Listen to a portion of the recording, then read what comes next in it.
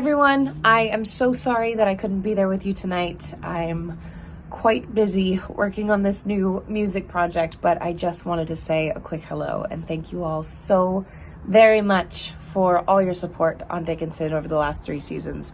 It has been but a dream playing Emily and working with the brilliant Alena, who I love so dearly, and of course the amazing cast that we have, especially the ones that are with you tonight: Adrian, Ella, Anna, Chinaza, and Jane. It is because of you and Alena that Dickinson is what it is. I couldn't love you more. I'm so proud, and I wish I was there. Sending my love. Hello, I'm Lorraine Ollie from the Los Angeles Times, and we're here today to talk about Dickinson on Apple TV Plus. It just celebrated its 3rd and final season, and Dickinson follows the life of the young poet Emily Dickinson, set in the 19th century, and it is an irreverent comedy that is also based in very finely researched historical fact. So, without further ado, let's go on and talk to the people, the creatives and the cast of Dickinson, starting with creator and showrunner. Hi, I'm Alena Smith. I am the creator and showrunner of Dickinson. Moving on to, let's see, how about you, Anna? I'm Anna Baryshnikov, and I play Lavinia. Ella? Hi, I'm Ella Hunt, and I play Sue. Chinaza? Hi, I'm Chinaza Uche, and I play Henry. And Adrian? Hello, I'm Adrian Blake Enscoe, and I play Austin. Thank you so much for all being here. Dickinson just had its final and 3rd season, which was fantastic, although I'm sad that it's over, but also it was just a kind of amazing season in many ways. Alena, I just want to start with you. This season, just backing up a little bit, the series has been so historically accurate, but also incredibly relevant to our times. And this season, we're going into the Civil War. We're in the Civil War. And so can you just talk a little bit about why choosing something so big to kind of close with? Sure. Well, from the beginning, I knew that Dickinson was going to be a 3-season arc that would culminate in the Civil War. Emily Dickinson's most productive writing years were the 4 years of the Civil War. She wrote like she was completely on fire in that time and produced hundreds of her greatest poems. And she never wrote as much before or after. And to me, this was very provocative in terms of a figure like Dickinson, who we think of as being isolated, secluded from her society, which of course is a bit of a myth that this show hopes in particular to unpack. But for me, it's just a really interesting question of like, how are artists affected by the world around them, even if externally they seem to be quite protected from what's happening in that world. Back when I pitched the show, I knew it was going to climax in the Civil War, and I knew that we were going to meet a group of Black soldiers that was connected to Emily because a man named Thomas Wentworth Higginson, who had organized this regiment of soldiers in the South, became Emily's most important correspondent. They actually corresponded for 24 years, but it began during the Civil War, and he also ended up being her first editor of poems shortly after she died. So all of this was there from the beginning. And if you watch, what I now like is that the show, all 3 seasons, 30 episodes are on Apple TV Plus, and you can start at the beginning and go all the way through. And I think you'll see that all the seeds for season 3 are planted even in the very first episode of the show. So it was extremely gratifying to get to finally tell this climactic part of Emily's story, despite the world that we were living in, which was growing more and more chaotic by the day, including a pandemic, a massive racial reckoning in our country that certainly uncannily paralleled some of the material that we were trying to deal with in the show.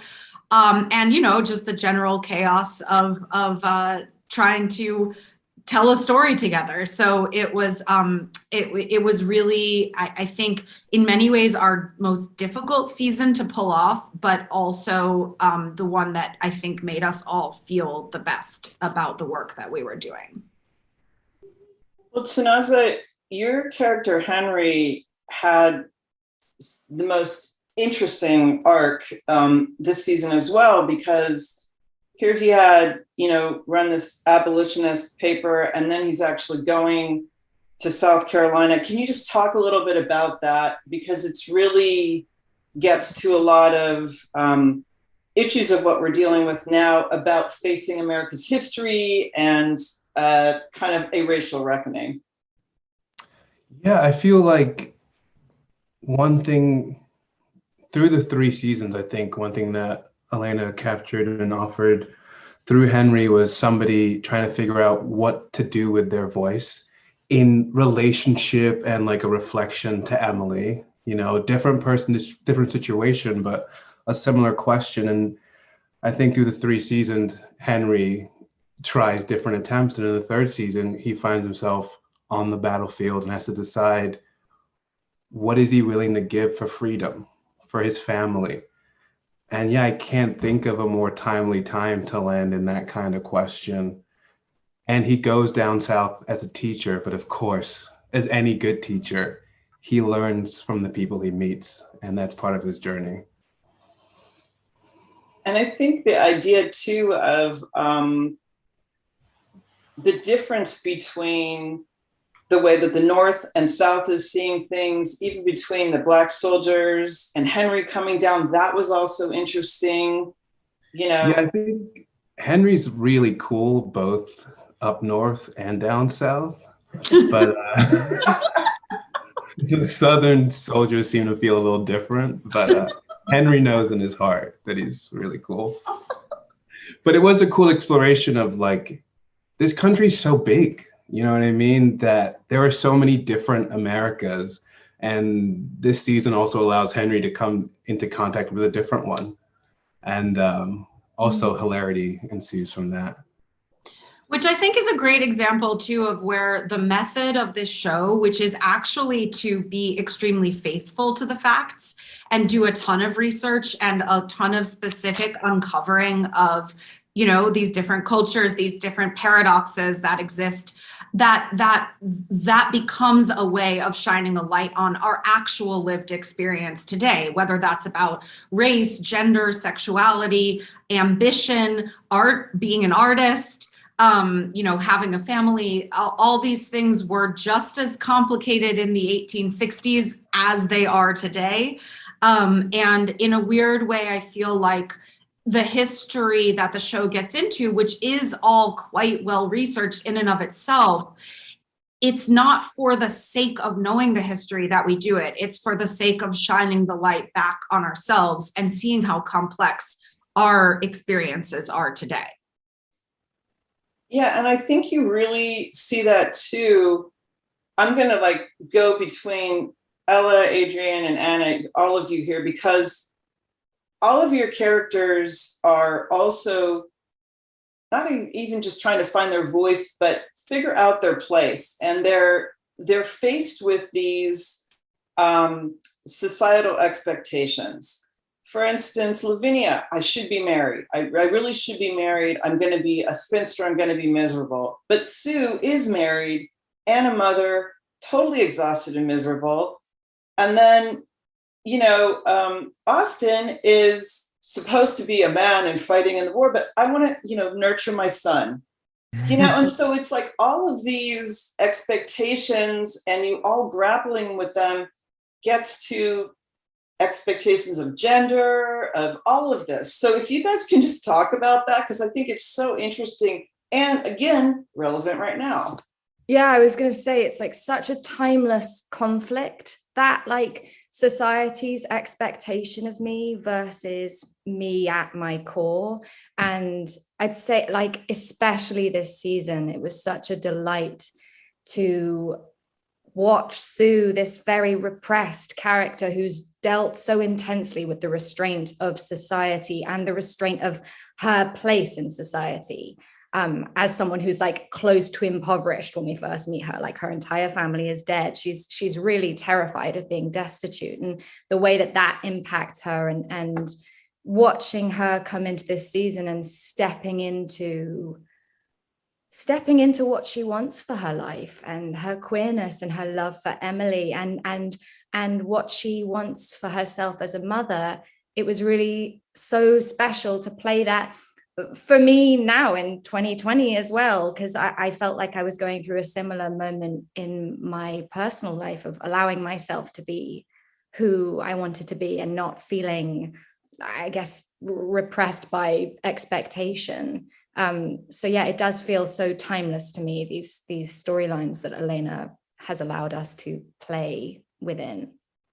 Yeah, I would say one thing that's really special about this season is we get the chance to see a lot of these characters flourishing when they eschew these expectations that are being heaped on them by society. When Austin and Sue have the conversation of like what it might be like to be a non-traditional family, and allow Austin, even though he's a man, to start taking care of the child. You get to see him be the happiest that he's been, I think, in all 3 seasons.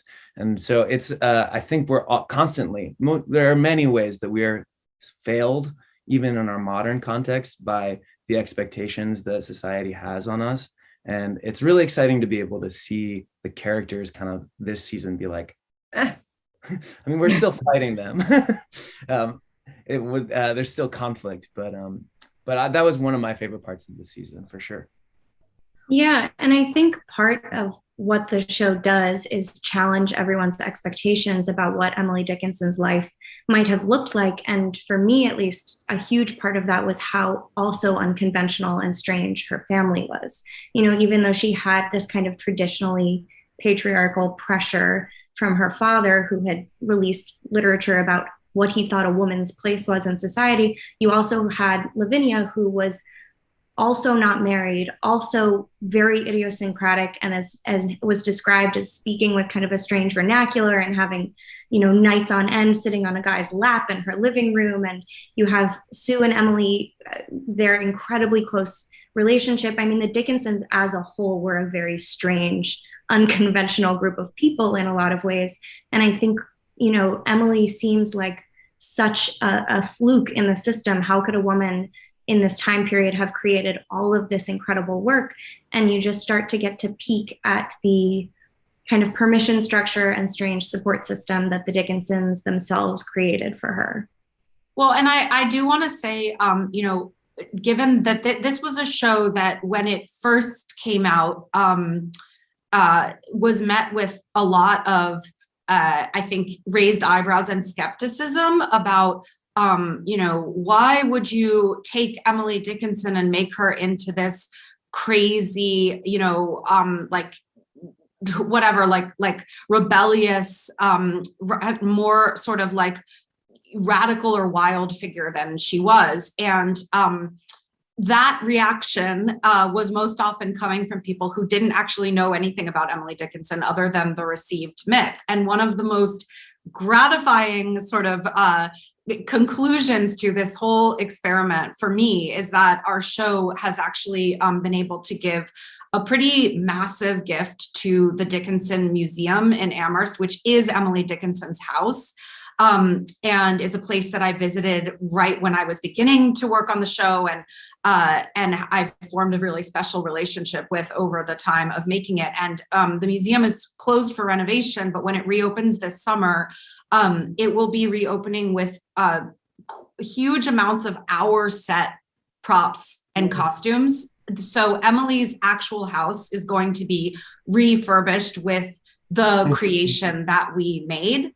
And additionally to that, which is sort of the bigger part of this, but there's also an archive of the making of the show with all the scripts and again, some props and a lot of what went into the design of things like main title sequences. All of that is at the Harvard Library in their Dickinson collection, in an archive now. So that speaks to, I think, the way that the show has been deeply embraced by the scholarly and academic community of people who really care about Dickinson, and of course, whose work is what inspired the show in the first place. It wasn't, I didn't make this up. I studied work that had been being generated by these scholars who were really trying to redeem Emily from a lot of the bullshit that had been spread about her. So I encourage people not to jump to conclusions. If you look into really any piece of the show, you're going to find extremely surprising historical truth. And it's, I don't know that there's any other TV show that's actively refurbished a museum. So I feel really good about that. We have to visit again. I'll be doing like events there this fall, I think. I'm moving there. Yeah. Wow. That's incredible. What is in there? Is it like costumes? Literally like our kitchen. Like the kitchen is going to be the kitchen, and like rugs and curtains and plates and clothing. And because our set was so well researched by the designers who were, our production designer, our set decorator. They, one of the things that was nice about shooting on the East Coast is that we were able to trawl, antique shows from like New York to Maine and collect artifacts. So just as an amazing example, in the beginning of season 2, Emily is struggling with eye problems, which is a real thing that happened. And she went to visit an ophthalmologist, and we got actual ophthalmology equipment from the 1860s from America's first ophthalmologist, which is the doctor that Emily saw. And that's going to be at the museum now in an exhibit about Emily's eye problems. So it's really incredible. I might just pop it on and go to the Dickinson Museum. And I think you guys get free passes for life. Yeah. I just want to go back and keep looking. But will they recognize you outside of, the outfit? Pop the corset on and pop a long wig, then. But also, for instance, this season, when the family takes the tour of the insane asylum where the women are. And I was thinking also about like last season, the visit to the opera house, like how, yes, there's these comical moments in it. And yes, there's these modern flourishes, but at the base of it, the idea of women being hysterical for essentially having any emotions or for essentially grieving or any of that, I could see the research in that. I could see it historically rooted in something. So even a moment like that, where there's plenty of, comedy in it, it really was pretty deep as well. I don't want to keep dominating this, but Edward Dickinson really was the trustee of an insane asylum for women, and Emily really did visit an opera. So all of these things are jumping off of real fact and then examining, it's sort of gallows humor, right? The whole idea of this is that the past is present. There's a James Baldwin quote that sort of I had, taped over my desk for this whole time that said, history is not past, it is present. And we are carrying all of this with us. And again, in terms of season 3 and the Civil War and American history being fundamentally a history of racial conflict. There was no way that this show about this white female poet was not going to ultimately become a story about America's traumatic history of race, which is not a history, it is a present. It's what we're all walking through like a haunted house now, Right. And there's Chinaza at one point, well, throughout this season and even the show, but we're looking at also divides, right? I mean, obviously the Civil War is a divide, but we as a nation right now are incredibly divided. Henry says at one point about the reckoning, he says, in order to get to the future, you need to understand the past, studying the darkness and pain and paradox. If you don't, how can you move forward into the light? So when you're playing Henry and you're going through this, how chilling was it to be connecting it to now? In other words, were there revelations to right now, or was it chilling to right now, or how did you connect those two things? Was it chilling? I don't think it was chilling. I think, like everyone else has said already, so many aspects of this season, I imagine, have some relief to have a place to put all these thoughts and questions that we're all living with. And so many, like you guys are saying, like so many questions.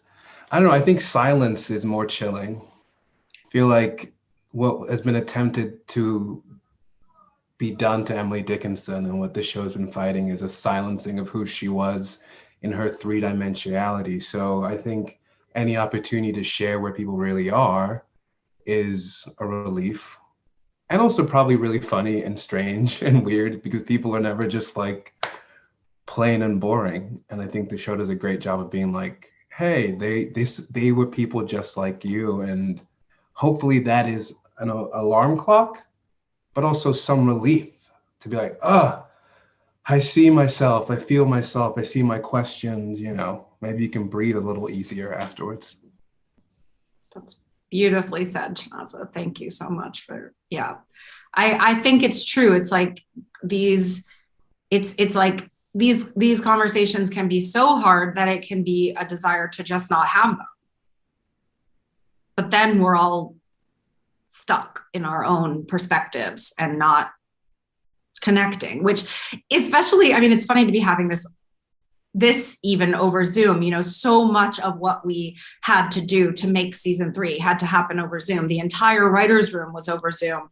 To be actually confronting these issues and not able to be in the same space, or even when we were on set, to be masked, to be afraid.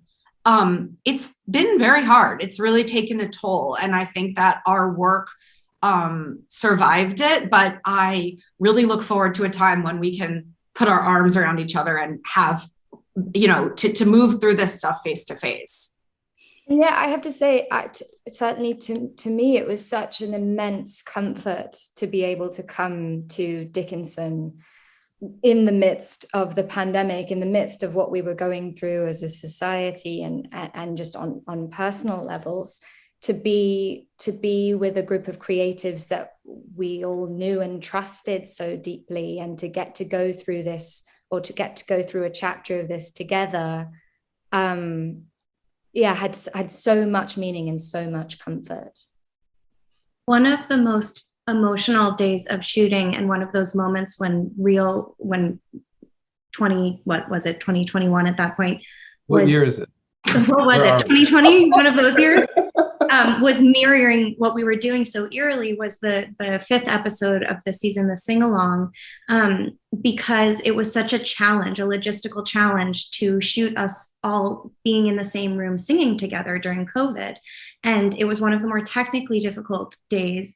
And, the whole conceit of the episode is the family trying to get together and do something fun in the middle of a war to try to enjoy themselves. And I felt like a child that had been released at a playground. I felt high and giddy all day. And I realized how I hadn't allowed myself to have fun in so long. And by the end of the day shooting, Haley was singing Hard Times. And I was like trying not to make noise that was going to ruin the shot, because I was weeping, because it had been such an incredibly difficult time. And I hadn't let myself relax in a while.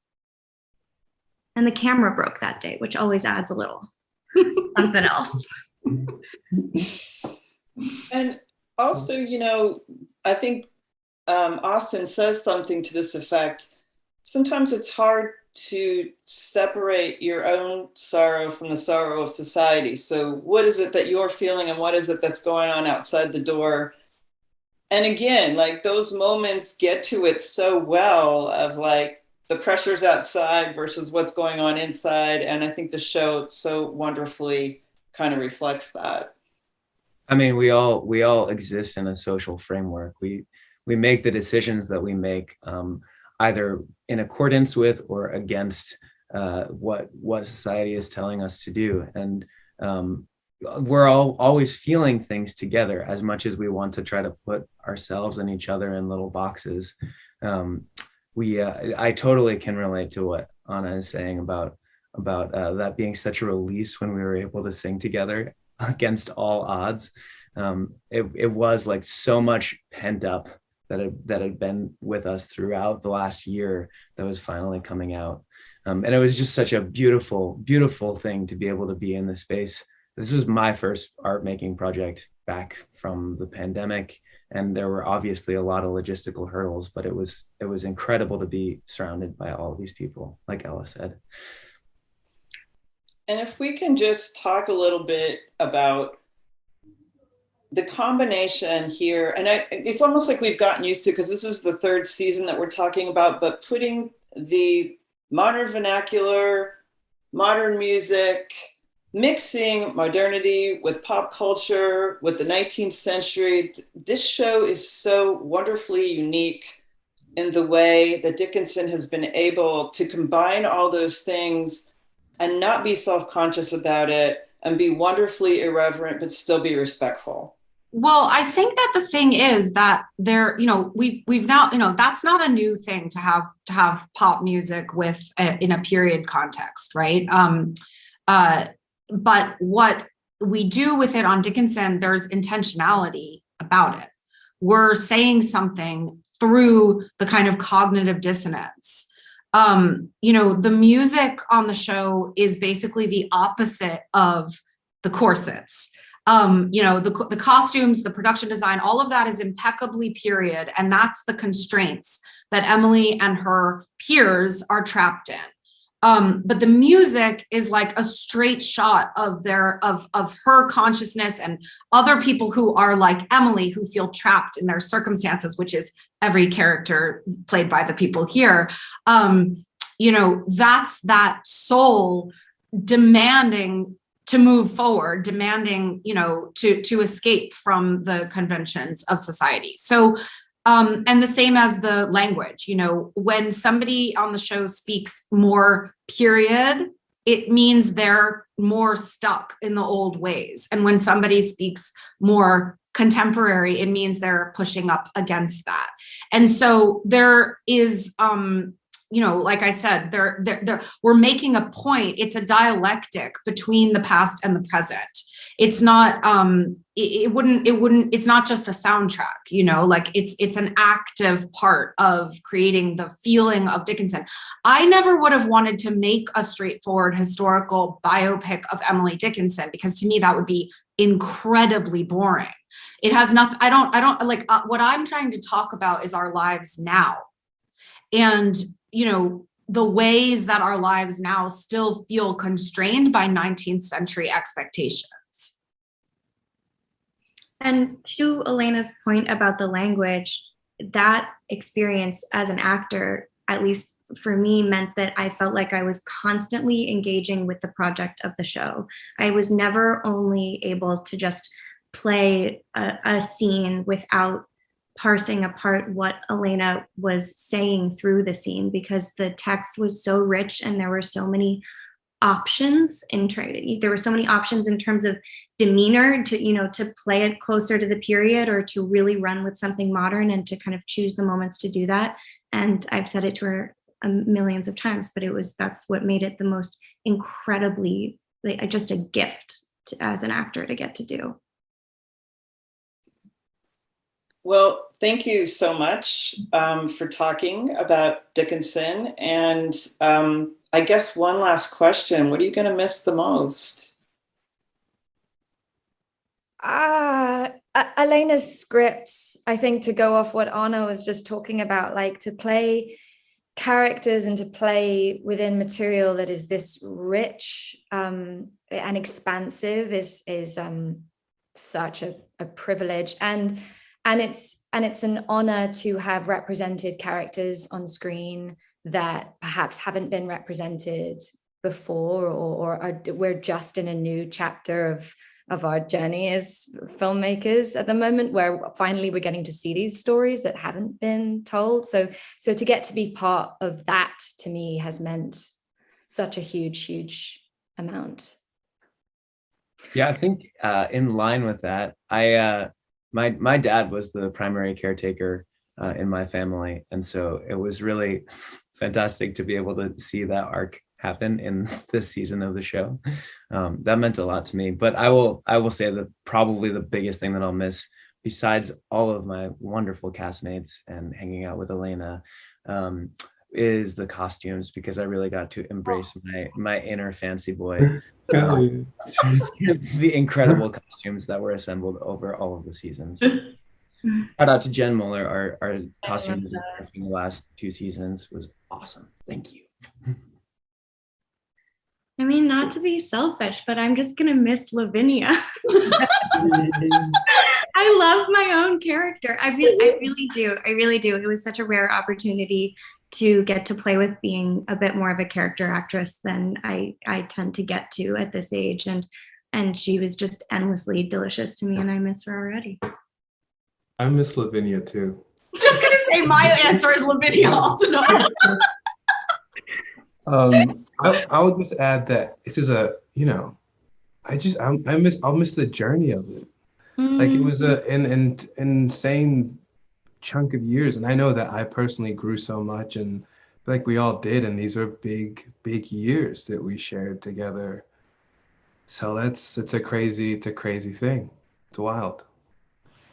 Chinaza also became the father of twins, and I am a mother of twins. So there's just so many Dickinson babies crawling around at this point. That's but I mean, it's I will miss so much the opportunity that I had to play with the people who are here, where we created this odd sort of braid between the truth about Emily Dickinson and her family, what I had to say, and then the truth about the actual people who are here and how their souls fed the work that we were doing. You know, it was like the relationship between Adrian and Chinaza was part of the inspiration of the relationship between Austin and Henry, you know, like, and that goes for everyone. And it was so fun to sit in the midst of all that and to just be able to play. But I also know that I will have a chance again with all of the people here